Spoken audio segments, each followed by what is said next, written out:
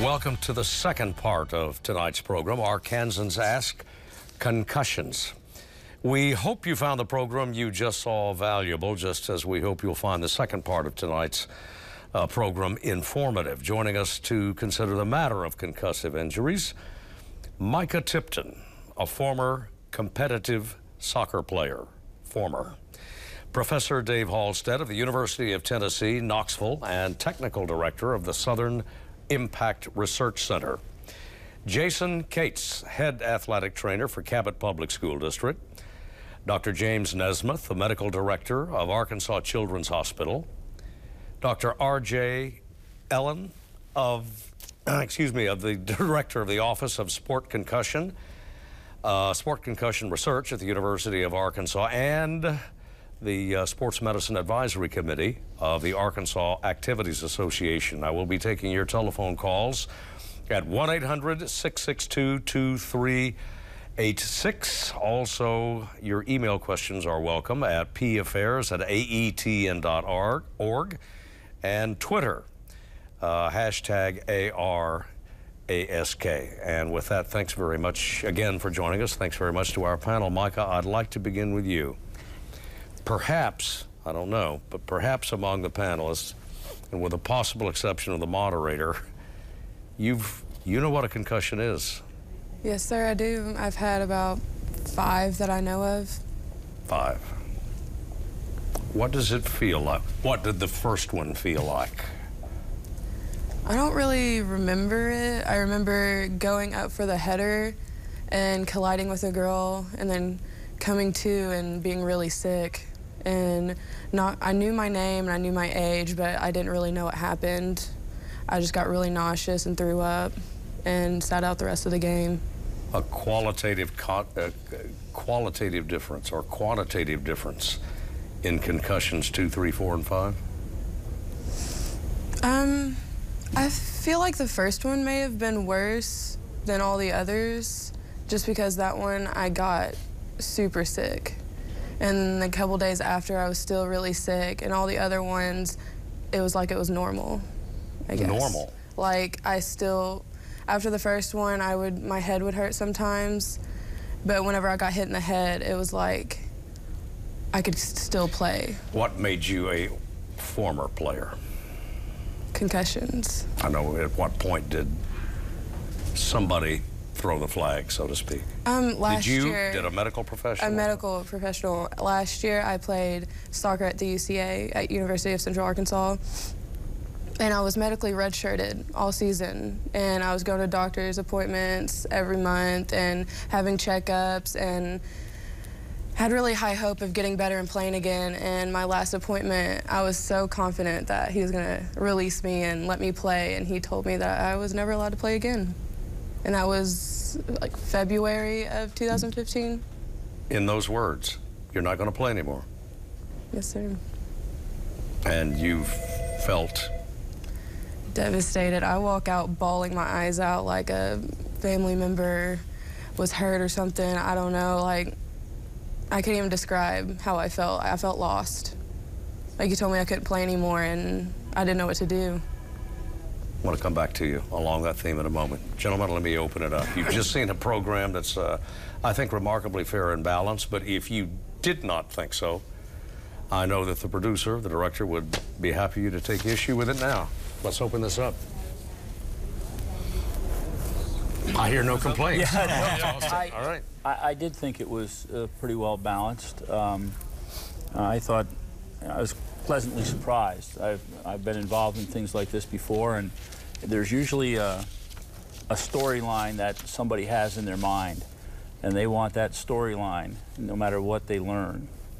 So they're usually very selective about what they pick and choose, but I don't think that happened here. I think it's a pretty good, balanced is probably the right word. Well, let me just throw it open to another medical professional. Are we taking care of our athletes?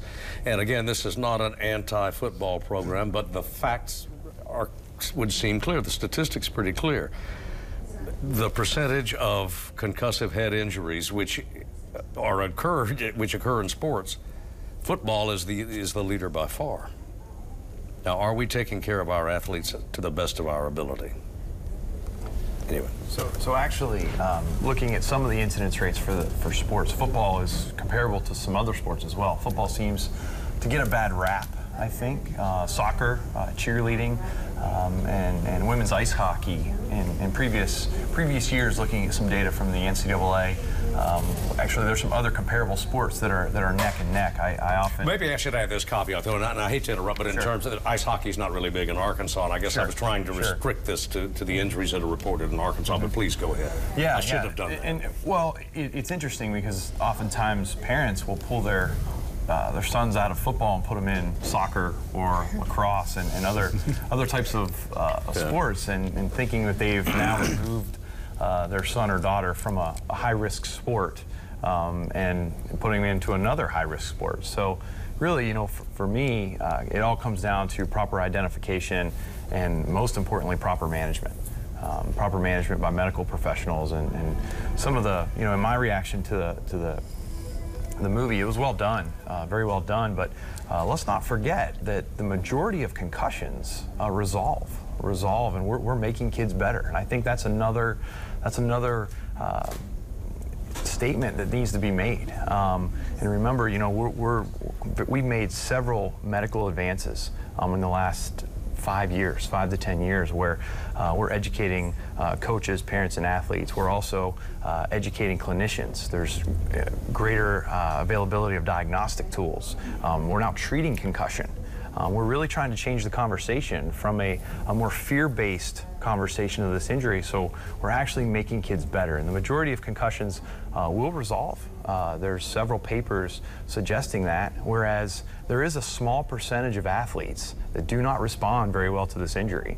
And there's several researchers across the country that are really looking at, you know, this 20% that we think, you know, usually concussions take anywhere from 3 to 4 weeks to get better. That's the most recent data that we're getting out of high school populations, using a multimodal, meaning many different types of assessments. And we're understanding that this injury takes about 3 to 4 weeks to get better. But there is a subset of these athletes that concussion is a devastating experience. And we're really trying to figure out through research, clinical research, you know, can we have early interventions for these athletes? You know, earlier interventions, so to keep you, maybe you take months to get better, but can we reduce that recovery time for athletes? I feel like if I would have known about concussions more and maybe watched this documentary or been introduced to it at a younger age, I would have watched out for it a lot more, because I would get hit in the head and get really dizzy, like stumble around on the soccer field, and I just like shake it off and keep running. And then at the end of the game, I couldn't walk. Like my head was hurting so bad that I didn't know what to do. And I've had headaches before. I didn't really grow up having headaches, but after all my concussions, I started getting migraines, and I didn't know they were migraines. I just was like, why is my head hurting so bad? And I remember telling my parents, and the doctors was like, this is not normal. And I mean, they did all these tests and they said I was fine. And I mean, I kept playing on it, and now I'm still suffering from it. Interestingly enough, what we're learning from research is on-field dizziness is a risk factor for protracted recovery, as is post-traumatic migraine, to which you've just admitted having two substantial risk factors that would put you on that track to having a protracted recovery. And you know, we learned this here in the last 5 to 7 years, which is just an example about how much we're learning about this injury. So, it's interesting, because I think that not only do we need to educate parents and coaches, but also educating physicians and educating clinicians that proper management is so key. Dr. Nesmith? Well, I can say that definitely right now that the concussion culture that we find ourselves in right now is very different than it was 10 to 20 years ago. Just like Dr. Elbin said, we have now more treatments for concussions as opposed to just riding it out. And there has been a lot of gains in how we recognize concussions, what we do with those kids initially, how we walk them through their recovery process that we weren't doing 15 years ago, 10 years ago. So the culture in which this injury occurs now, thankfully, is a lot different than what it was in the past. And I am hopeful that when we look at the next several decades, that we're going to see a difference out there because of that culture change that we see now. Mr. Cates? I feel like just in my span of doing what I do, of being an athletic trainer and on the field, recognition, management, care of these injuries has come full circle, and even more so. 22 years ago, you know, you held 3 fingers up. What day is it? What time of the day is it? Can you play? Go play. We were very fortunate, very, very lucky that more catastrophic injuries didn't happen. Now we have the diagnostic tools, we have the therapies, we have the treatments. We're able to go through the process and know that as we check off these check sheets that we're kind of overturning every rock that we can possibly do before we ever allow the kid to go back out. And if something's not adding up, we back up, we wait, and we seek other help with physicians, with the research that is being done, you know, to be able to go to conferences and better educate ourselves. And so I feel that in my line of work, it is night and day different than what we did, you know, just, you know, talking about 10 years ago, 20 years ago, even 5 years ago. Even since this documentary has come out, the new research that is out there and what we're putting to use now. Is the difference between, Mr. Halstead, let me go to you. Is the difference between night and day, is that enough light? I don't know if it's enough light, but it's more light than we've ever had. Yeah. And as much as I know this young lady doesn't appreciate it, well, that's wrong. I don't know what you appreciate or you don't appreciate. You probably do appreciate it now. But when that doctor, my first thought when you said, you know, he told me I couldn't play anymore, I'm thinking, chalk one up for that guy. That's a good decision, as much as it's a bad decision for you. And I don't know that that decision would have been made so many years ago. I'm kind of the curmudgeon of this. I've been doing this for a very long time. Everybody seems to want a magic wand, a quick fix. There is no such thing. You know, there's no solution to this. But there are treatments and there are modalities that are being developed that make this not such a horror story. But the player has to be willing to recognize that. And you really need the player to self-report to some degree. And I think the female player is usually better at doing that than some of the guys are, you know. So there are certainly still challenges, but I think things are going better. I hope this show helps. I don't do a lot of these sort of things, and when your producer, you know, said this is, you know, he spent quite a bit of time convincing me this was going to be a fair look at the situation, and I think it is. But I don't think you'll see this kind of conversation in the mainstream media, because what they want there is to either tell us how bad the problem is, or tell us there is a magic wand right around the corner. Somebody has a pill or a test or a new something, a helmet, or this thing that you wear around your neck to occlude the blood flow that might actually reduce the this gets in, you know, in the media, but this kind of conversation doesn't, and I think it needs to. Well, it was either Dr. Nesmith a moment ago or Mr. Cates who talked about the concussive culture.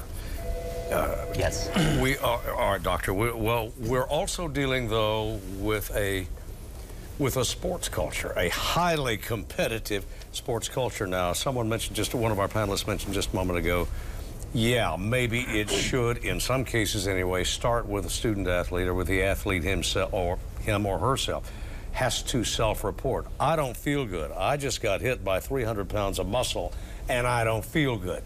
But this is the same young man or same young woman who's thinking scholarship, or who's thinking, I want my mom and dad to be proud of me. How do you inculcate in these youngsters, it's not worth it if you're playing hurt is a myth, or it's stupid? Well, I think that is an important part of team education, and that is required, that athletes and parents be at least informed about what this injury is, what this injury looks like, but that culture of accountability among teammates, I think, is an important thing. If I have an injury, I need to feel okay with telling my coach or telling my trainer that I'm not feeling well.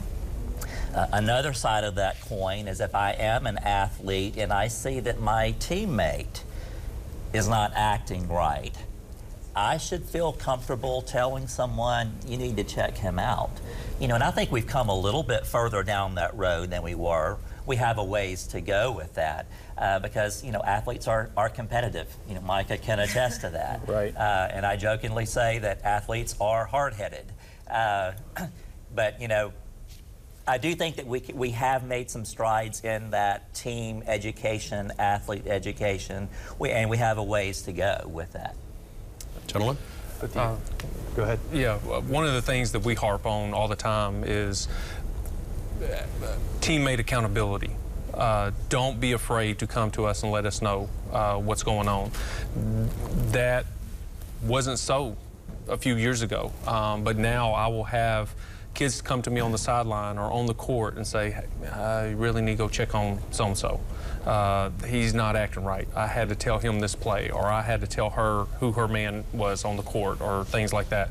And so we're able to then go real quickly over to the coach and sub someone out and get them over and assess them quickly, thoroughly, and then be able to make a determination, is this safe for them to continue on, or no, it's not. And so those things didn't always happen, but with the education and specifically within the team itself and in that locker room, that we're going to be accountable for each other, we're seeing that happen more and more. And those are things that I always make sure that I tell that teammate, great job. Thank you for coming and letting me know that, because they'll pick up on things in the classroom, in the hallway, on social media, that we don't always have access to. You know, they're always putting on their best face when they're coming to see us, you know, and even when I go get them and say, hey, you know, what's going on? Talk to me about it. Oh, I'm fine. First thing out of their mouth, I'm fine. And so then when they start knowing that, well, what about this headache that you're having? And then you start breaking down those walls, those barriers, then they'll open up and talk to you. Dr. Elbin? Yeah, you know, the non-reporting culture is being taken very seriously across the culture, across the country. There's been several organizations putting forth grant monies to actually change the culture. There's been several devices that have been developed.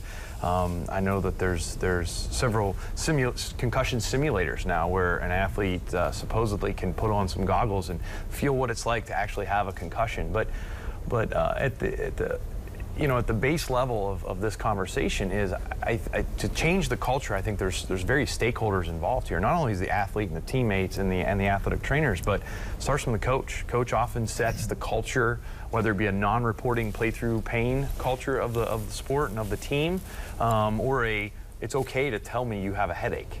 Not every headache is a concussion, make no mistake. However, it is the most frequent symptom. But even more importantly, parents. I think parents need to be part of this conversation as well, in terms of it's okay, and we need to take these symptoms of a brain injury seriously. I mean, let's all agree that concussion is a brain injury, and it's a serious brain injury. What would happen if we stopped calling it a concussion and actually called it what it is, a brain injury? Yeah, right. Mr. Halstead? Yeah, well, I mean, I'm just nodding my head here. You're preaching to the choir, you know. They are brain injuries, and you know, because you don't see them, if you break your arm and there's a bone sticking out, there would be no question you need to get that fixed before you come play. And we need to get there, and I do think we've come a long way. And you mentioned the conversation. One of the guys that's not here is a coach, and I think the coach was a problem. And I don't mean a particular coach, but the coach was like, you know, suck it up, Buttercup. You know, you got to play hurt. And we're getting that culture changed, I think, and that's important. And guys like our athletic trainer here is able to tell the coach, he's not playing anymore. And he's not going to get the coach, that's not going to turn into an argument anymore. Right. They used to turn into an argument. So a lot of positives, I think. There's a lot of positives. What, just 5-6 years ago, you know, I would tell a coach, he or she has a concussion. And the immediate answer was, well, can she play Friday night? But, you know, you go and say it's an ankle sprain, it's a knee, it's a shoulder. Okay, well, let me know when they're ready to go. But we're talking about the brain. And it was, but she can play Friday night, or he can play Friday night. But there was no questions asked when it was another body part. Okay, well, let me know when they're ready. Well, an exposed bone is a little different than something, yeah. Well, and that, actually, I was going to go to the coaching culture. The coaches are paid to win. Correct. Yeah. And the pressure on coaches can be literally in the 7 and I guess now 8-figure range. That is a lot of pressure. It's a lot of pressure. Along the same way, while we don't think of the pro player, plus hungry alumni. Well, yeah, there's lots of pressure, but you take at the NFL level. I do a lot of interaction with those teams and those players. I'm one of those few guys who consults with the league and with the Players Association, and it's the players' wives that are putting pressure on the players, believe it or not, because the players, this is how they make their living, and if they have their bell rung, to use the term here, you know, you're 33 years old, you've done a great job for the team, but that guy on the bench behind you, he's a second faster, he lifts more than you do, but out on the field he's not able to perform because he hasn't learned the geometry, he hasn't learned the trigonometry, he hasn't, you know, he knows if this is the situation and this guy's got the ball, I'm going to be over here. But he knows in his heart if he sits on the bench, if he actually self-reports and says, hey, I need to get checked, that guy behind him is going to learn that math, and then he's not going to be playing. So it's a similar thing. You know, the better you are as an athlete, the more pressure. I think even at, you can answer that better than anybody, even at a young age. Please address it, yeah. Going back to what y'all were just talking about how like the coaches are saying, oh, you just hit your head, you can play, whatever. I was in high school just 2 years ago, and they were saying the same things to me just 2 years ago. And I remember playing 9th grade, 9th through, I want to say 11th grade, that I never saw our trainer. He was never around. I didn't even think we had a trainer until my senior year, whenever we got a training room and we got training tables and whatever. But every time I had an injury, we went to our coach and we were like, hey, we're hurt, and we did what they said. And I would tell him, or I would hit my head in the soccer game, and I'd go down, and I'd come back up, and the ref come up to me, are you okay? And I'd be like, yeah, I'm fine, because to me, I'm fine. I didn't know I'd jarred my brain and my head, and I didn't know I was gonna have life-changing experiences with concussions. And I wish I would have known, and this is a great thing, a great program to watch. Among your teammates, did you have experience with your teammates of saying, wait a minute, are you okay? Yeah. Are you in that? I mean, did I'm that fine. happen? What? No, I mean, you know, one teammate to another saying, wait a minute, you don't, oh, yeah. your eyes are crossing. Or, no. Or a teammate go to the coach and say, well, Micah doesn't look very good. I'm sure they did, and the coach would ask me, hey, you fine? And my immediate response was, yeah, I'm fine, because all I wanted to do was play. I did not like sitting the bench. So all I wanted to do was be out there at all times, and I played through every pain that I had. Did you fudge the truth?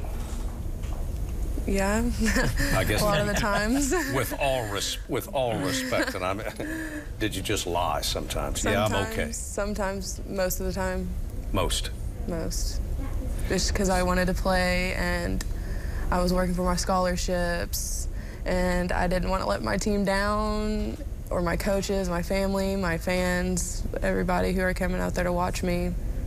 At any point in your amateur career, was there intervention by a coach, a trainer, any authority figure up the chain of command who said, I don't want you to play hurt. I want you to tell me if you're hurt?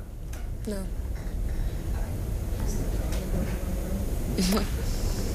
Let's go to the issue of equipment safety, which you, Dr. Halstead, spent a lot of time on. And I've heard it from parents, and there's a lot in the mainstream media about making helmets, particularly helmets, safer. You're skeptical. There's no question that they're safer and more effective than they were, but right. You make the point that helmets will only go so far.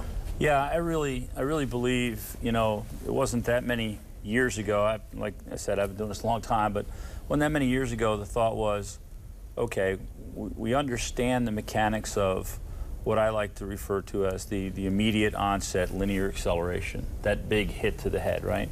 And we understand without the helmet, that's a significant problem. The helmets mitigate that very, very well. But as helmets got better over the last 10 years, the helmets their test scores are significantly improved. But the problem didn't get better. And epidemiologically, one of the problems was, is the reporting the same? Do we really have more events even though we have statistically better helmets? And that's when we began to look, it's like anything else, 15 years of research, we've come to the conclusion, and we believe we can prove it. We've published papers on it. We've got some good science working in that direction. It's really these complex intracranial kinematics where the direct impact to the head, we can change that by an order of magnitude and not actually change the shear at the neuronal level that causes this event. So I am more than certain that the helmet is not the answer. I'm also certain that things we add to the helmet might actually make this worse, because the latest thinking, and this is not yet proven, but the latest thinking is it's actually the peak angular velocity and maybe for how long that angular event's going on for. So as you add materials to the helmet, you typically increase the dwell time of the event. So when you're thinking about this elastic sort of action going on for longer, that could be very detrimental.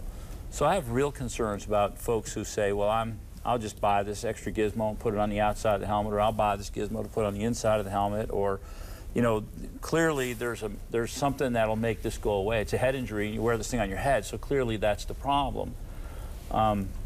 It's not. And one of the things that I think is in the right direction, and it was in the presentation, was, well, what if we cut out practices, and what if we? So guys are now, there's fewer practices with protective headgear, and that's great, because I think that will reduce the risk of concussive injury and other injuries too, for that matter, when they play that way. And now we're being pushed to see kids play flag football. And again, maybe it's their curmudgeon in me. I think that's great. Don't get me wrong. I think it's good, because if you don't have the helmet on your head, you're probably not going to put your head someplace it doesn't belong, which is really pretty critical. But the reason we have the helmet is because when the game was played without them, the unintended incidental head impact resulted in you were dead right there.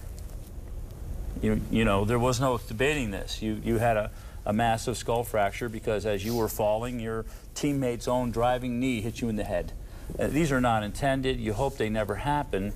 But I'm concerned that we could be trading, mild traumatic brain injury, oxymoronic term that is, for fewer but maybe more significant events if we have just as many kids playing without the gear on, but without this cultural change. It really is this cultural change that's necessary. Mr. Case, Dr. Elbin, either anyone who wants to, are we seeing fewer, again on football, are we seeing fewer contact practices now? In the state of Arkansas, we're one of 15 states that have started limiting contact practice during the week.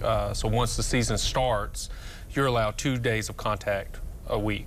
Or you're allowed the contact practices, but the game counting as one of those days. And so trying to cut down on the cumulative blows. Of course, concussion was the big topic with that. They started it in the NFL, trickled down to the NCAA, down to the high school level. But in theory, it was to get away from injuries altogether. And in the state of Arkansas, when we took this to the to the Arkansas Football Coaches Association to sit down and talk to them about it. And we were looking at, how many days, or do we just limit hours, or do we, limit periods of contact? How do we do this? We want your input on it. The Arkansas Football Coaches Association was much stricter on the recommendations than what our Sports Medicine Advisory Committee from the Arkansas Activities Association was.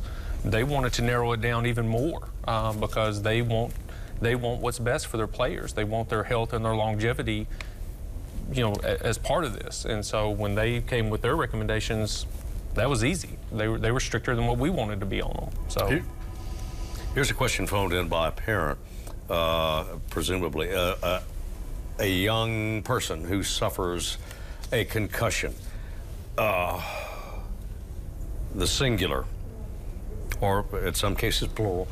How likely is the injury to be masked, only to be revealed when that individual is in his or her 30s? Is there any way to know? I'd punt that to these guys over here, maybe. I think because I do think that. Well, one point I'd like to make is when you mentioned, Micah, that you got up and said you were okay. I think we all do that. That's not necessarily intentional. You know, I hit my hand with a hammer. You know, my wife will say, "Are you okay?" "Yeah, sure, I'm okay." But you know, 10 minutes later, I know I'm not. You know, so that's why the follow-up that the trainers do, and hopefully getting athletes to say, "Hey, you know, you asked me 10 minutes ago if I was okay. Maybe not."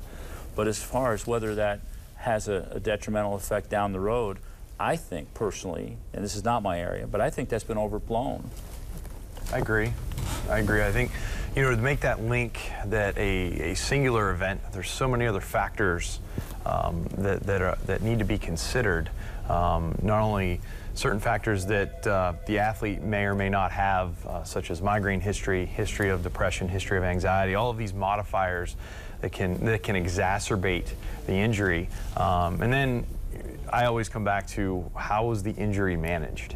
You know, the stories that you shared earlier, you admittedly playing through a concussion, we have data now that it finds athletes that play through their concussion they take 2 times longer to get back out onto the field. They're almost 10 times more likely to suffer from more complex symptomatology following the injury. They spend longer in specialty referral, and they have worse neurocognitive, vestibular, ocular motor outcomes. They need academic accommodations more often versus athletes that take themselves out of the game, so return normal. 3 weeks.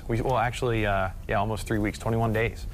To answer the question, to make the leap to say one concussion may lead to longer, more pronounced issues in your 30s, there's no data to support that. So many factors need to be considered. There's no study. I agree with Dr. Halstead. No study that I'm aware of that would suggest that.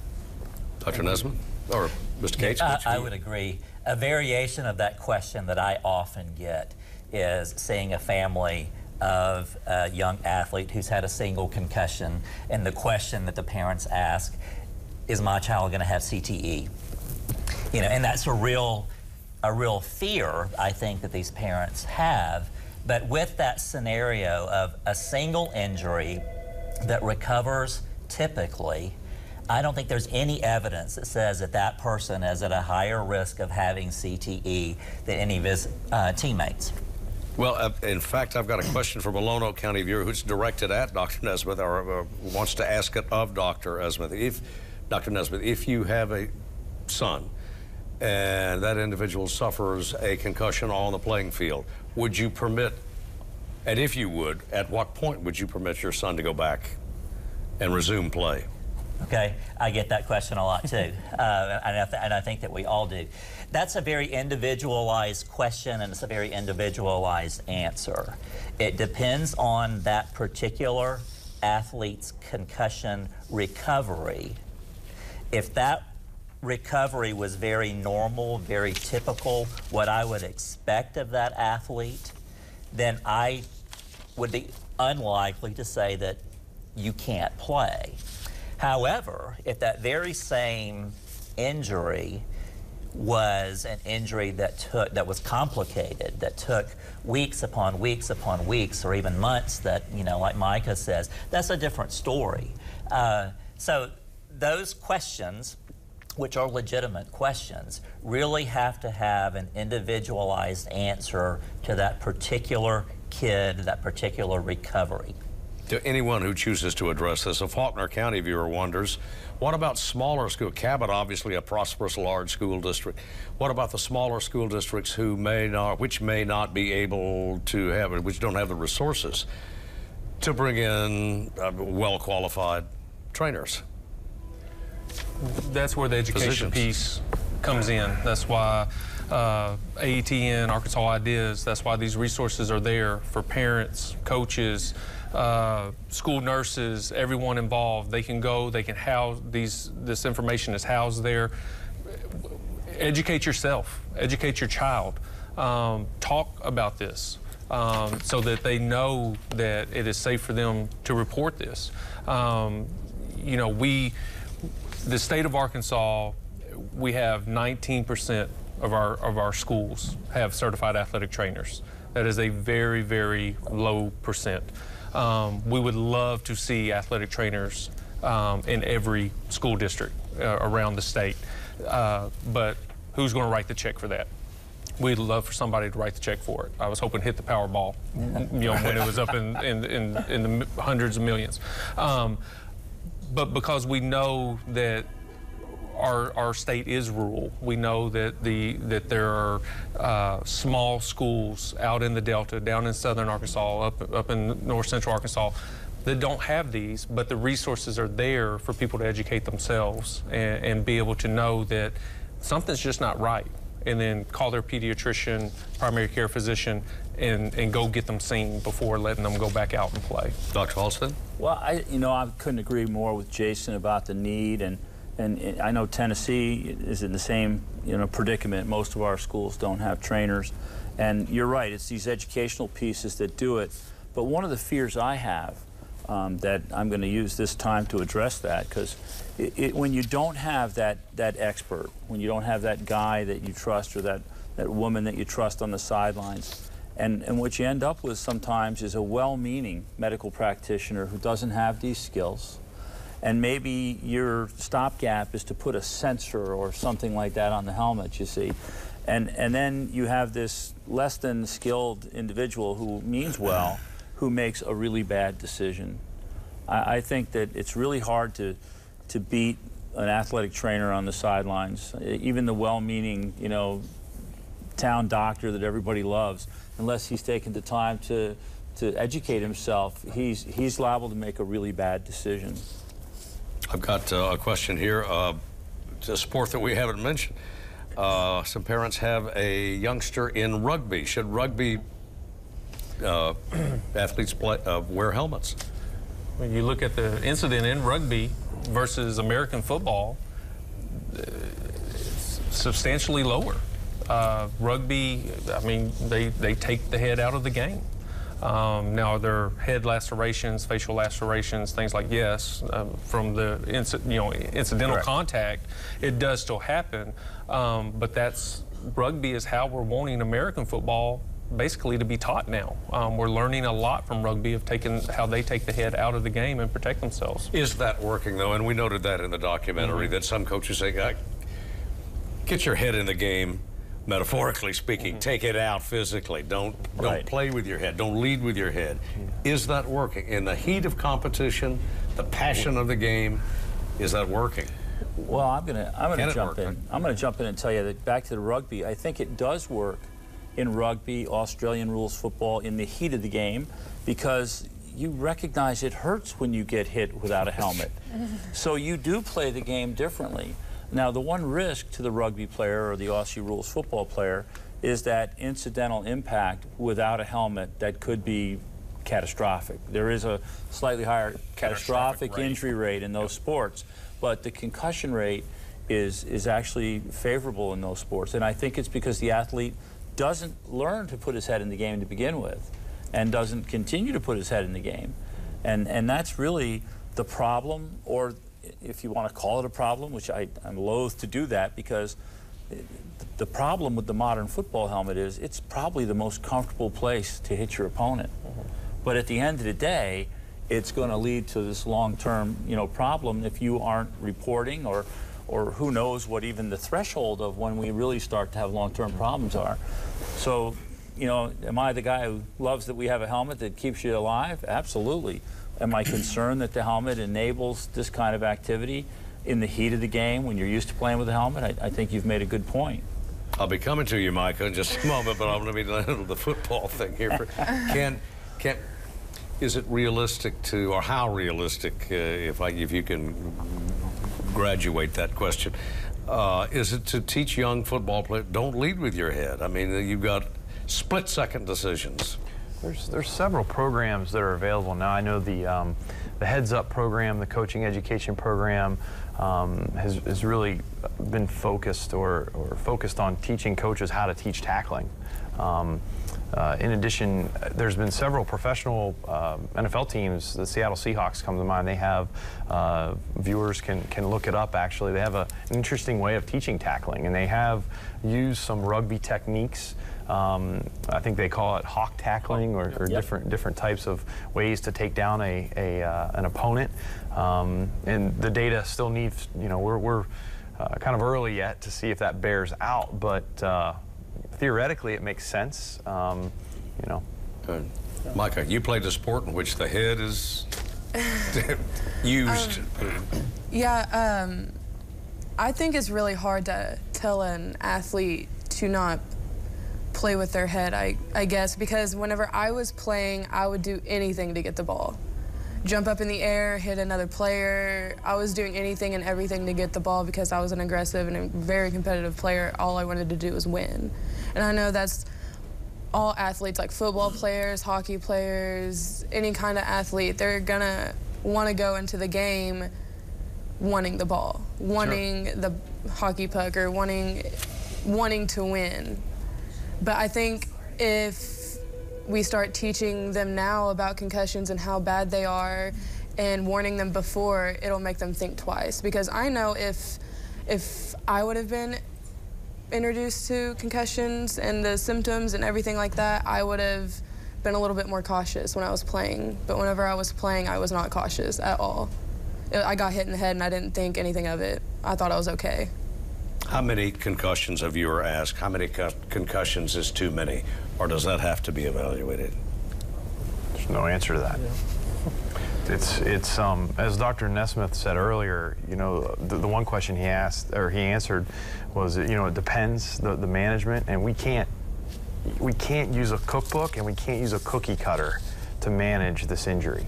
And determining, I think that there's a lot of factors such as decreased threshold, type of concussion, like the temporal sequence in which they occurred. Did you get 2 concussions in a matter of 2 weeks, 1 month? Did you have an undiagnosed that all of a sudden another one that was undiagnosed, and then you have another injury? There's no magic number. We used to think that there was. Right. We absolutely used to think that there was a magic number where an athlete would just be 3 and out, or 3 and out, whatever it was.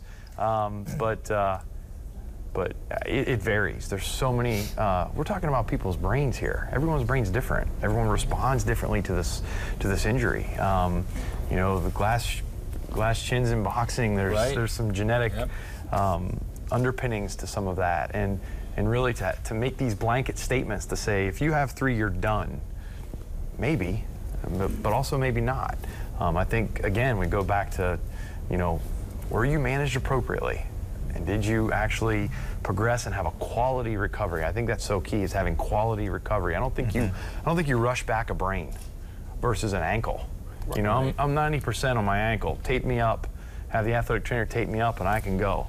I don't think that happens. I don't think that's a good approach to a brain. But I'll defer to Dr. Nesmith on that question as far as I actually use that analogy often in taking care of my patients, in telling them that when you do have an ankle sprain, we can get you most of the way there and tape that sucker up and you can get the job done. But a concussion is the only sports injury that I know of that we want to have evidence that there has been full 100% recovery before going back to those activities in which you either got it or could get another injury. And there's a serious empirical way to do that, to determine that, right? Well, it must be done in a multimodal and individualized way of assessing that particular athlete. So we look at things like symptoms, in a systematic way of assessing symptoms. We look at things like balance and postural stability, which we saw on the video. We look at eye movements and eye motions. So we do some type of assessment of cognitive function. And when we put all of those pieces together and we have a good feeling that all of these are back to that individual's pre-injury baseline level, then we can consider moving forward with that. But there's not a single test. There's not a single anything in the assessment of these patients nor is there a single way of getting someone back to play. You know, every treatment plan that I do is an individualized treatment plan. So patient number 1 of that day will have this one. Patient number 2 will have a completely different treatment plan. My next patient will have a completely different one as well. That must be individualized for each person. A number of parents are asking, how do I know if my kid's lying to me? As a parent, what should I do? Is their mouth moving? Well, 90% of the time, they're telling a lie. They're saying that they're okay when they're really not. Yeah. 90%. I mean, with me, my parents asked me if I was okay. I'd be like, yeah, I'm fine. I can go play. And that would be it. But if parents ask, hey, are you okay? Is your head hurting? And the kid's like, no, I'm okay. They should really look more into it because they're an athlete. They want to play. Sure. Of course, it's always good to err on the side of caution and be conservative in these cases. But this is exactly why we have these new tools that are more objective. And again, there's no silver bullet for concussion where unfortunately, it's not that easy where you have a yes, no. It's not that black and white. There's a whole multitude of factors to consider, and yes, athletes lie with concussion. And you know, some of the observations that we're even finding now is concussion is the easiest injury to fake. Given, you know, if you're an athlete and you do not want to be on the field for whatever reason, I have a headache automatically due to state laws, district policies, so on and so forth. Athletes are forced to come out of the game or just pulled. But yeah, there's more to it. There's more to putting together that clinical puzzle, as Dr. Nesmith was talking about. It's just, you know, it's not that simple. Anybody want to add anything to that? I'd like to add to that. I think, you know, it's a very complicated algorithm, and every one of them is different. But what I do think mom and dad can look for, because I'm on the watch for it with my young man, right? Changes in his sleep pattern. Yeah, that's a big one. Obviously, decline in his schoolwork, change in his attitude. You know, he either is depressed or, I mean, those are the kinds of things that are subtle. But you know he just participated, he or she participated in a sport, you know there was an impact of some sort, everybody checked him out, he's good. That's great, that's probably the truth. And then you ask him, you know, Steve, how are you? No, I'm okay. Well, I noticed you were up till 2 o'clock in the morning last night, and I heard you up 3-4 times, and you don't feel like eating breakfast this morning. You know, a couple days of that, I'm gonna go see one of these guys. All right, no. Yeah, that's what that's exactly where I was going with that. You know, how are they performing in school? Are they retracting back? Are they, you know, teenagers, you know, I know this is the big thing, a teenager, an oxymoron of spending time in the room, but are they spending time in the room with lights out, more quiet time?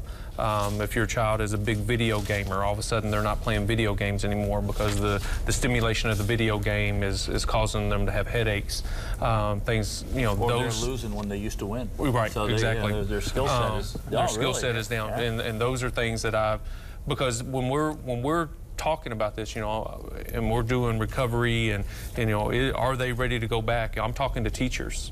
How are they doing in the classroom? Are they sleeping in the classroom? Are they being quiet? Or you know, how are they acting? I'm talking to the counselors. I'm talking to their friends.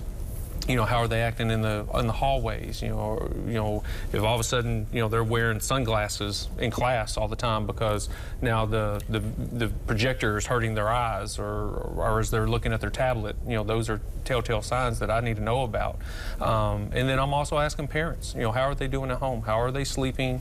How are they eating? Are they moody? Are they sad? Are they the Jekyll and Hyde of their normal selves? You know, those are all things that I want to know and things that parents can pick up on. The producer of the documentary invites any and all who would discuss it to address the matter of subconcussive injuries, of which one suspects there are more than there are full-blown concussions. Yeah, I'll take a stab at this because I get asked this all the time, and you guys can tell me if I've got the right answer, right? Because it's tough. We use the word clinical a lot, and we use the word, you know, subconcussive a lot. And the example I like to use is if I was a roofer before the invention of the nail gun, and I was a right-handed roofer, I probably hit that left thumb once a day.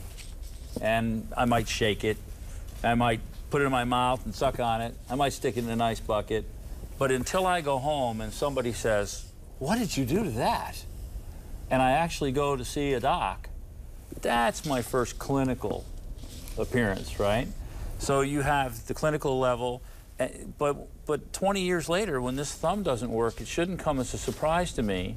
And I submit to you that I do think there are subclinical events that can lead to all kinds of problems. But I submit to you, when the science finally comes to a conclusion, and I probably won't be here to see it, but when that happens, I think it will be an event that you are self-aware of. You know you hit that thumb a little different than the normal love tap. You know that that wasn't the normal tackle, and you know that wasn't the normal fall to the ground, and things looked a little different. And the million-dollar question is that the level that starts some of these more insidious cascades? I don't know that anybody knows the answer to that, but I think you're aware of it. I will say to you that I really think if you could teach an athlete that, man, if that didn't feel right, that's probably at that level that's of some concern. I have no proof of that. Another question from parents. At what age should a child begin contact sports, say, obviously football, I think is within. That is a great question. You have some states that have outlawed tackle football below 8th grade, that they can only play flag football and organized sports. That's touchy. Again, it goes back to teaching the game the proper way, I mean, they're young, they're developing. We don't know what a developing brain's doing. Right. You know, and these age limits that have been talked about, like what Jason mentions here, you know, on one side of the coin, it makes sense. You're limiting contact for kids who are under the age of whatever, 13 or 14. And there may be some benefit of that.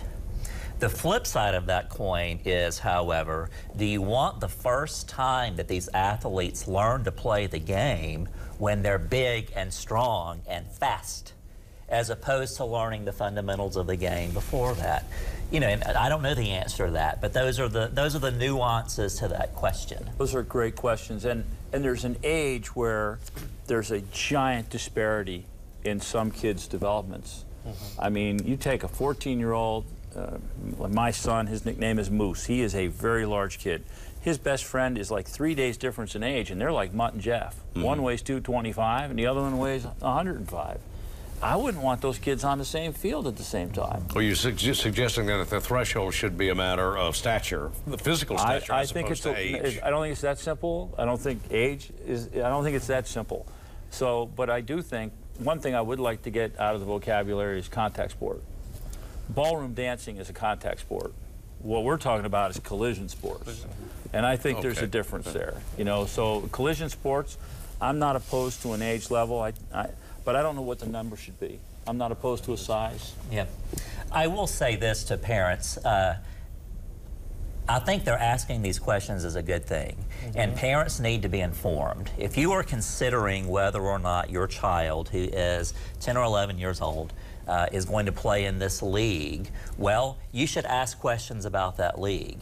You know, who are the coaches who are coaching that league? Have they been through specific training? What is that coach's philosophy regarding sports at this particular age? All of those are very reasonable questions that a parent should be asking as they make a decision of whether they want their kid to play or not. That's a great point. They should get answers they're comfortable with. Yeah. That's a great point. Well, and so as to not lead the audience to believe that we're concentrating solely on football. But I have heard physicians or trainers complain of altogether too many parents who see in their son the next Nolan Ryan, and they have that kid out there at the age of 8, 9, 10, 12 doing things to a shoulder and an elbow and a wrist that those little bodies are simply not prepared to do. True. Throwing a slider at 98 miles an hour or a hanging curve. So it's not just football that poses a difficulty to the athletic that's a fair point. establishment. I mean, that's a whole nother another topic, but certainly overuse injuries in pediatric athletes is epidemic because of exactly what you say. What diagnostic tools are the most effective once a viewer wants to know, once a young athlete comes to clinical attention? Obviously needs medical intervention, as opposed to, with all respect, a trainer on the sideline. For diagnostics, again, we go back to a multimodal approach to that. So it is going to involve a clinical interview where we ask about symptoms, albeit they are self-reported, so there has to be, you know, some level of trust in the information that we're getting. But it's a combination of that and the physical exam, the balance testing, the oculomotor assessments, and cognitive assessments. I mean, again, all of those go into diagnostics, but also in their treatment course.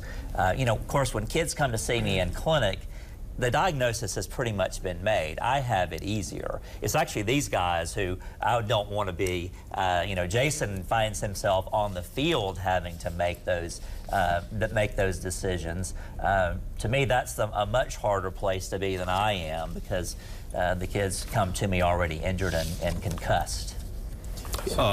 Just quickly, though, on that, I don't know if that was the question.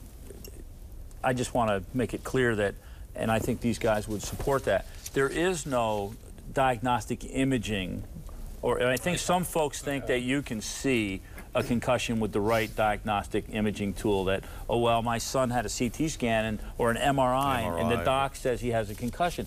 That means the doc didn't see anything, and he's relying on his other diagnostic tablet to tell you there's an injury. So that may not have been the question, but that may have been part of it. And just to piggyback on that, you know, there was a study done a couple years back looking at the added contribution of using more tools.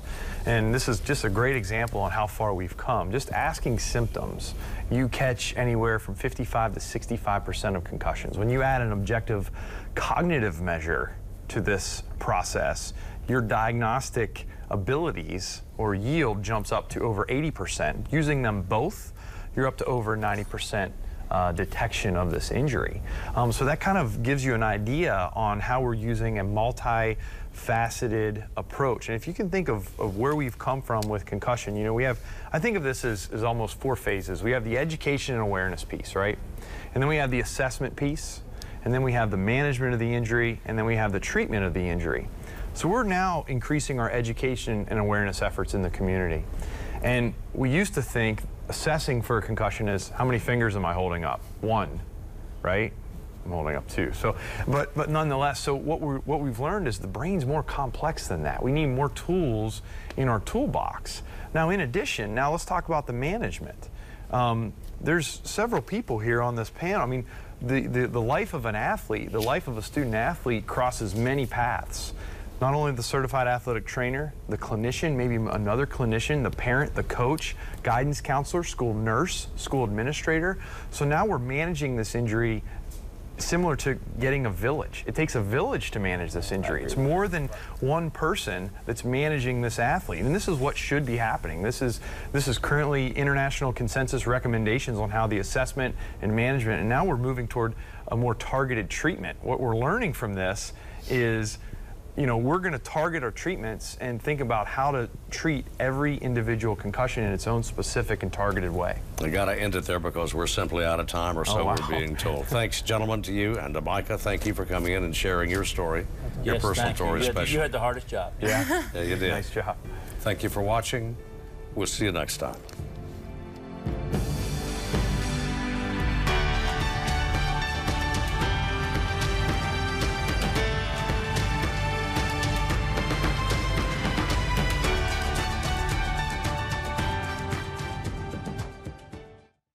Support for programs is made possible by viewers like you and by the Arkansas State Employees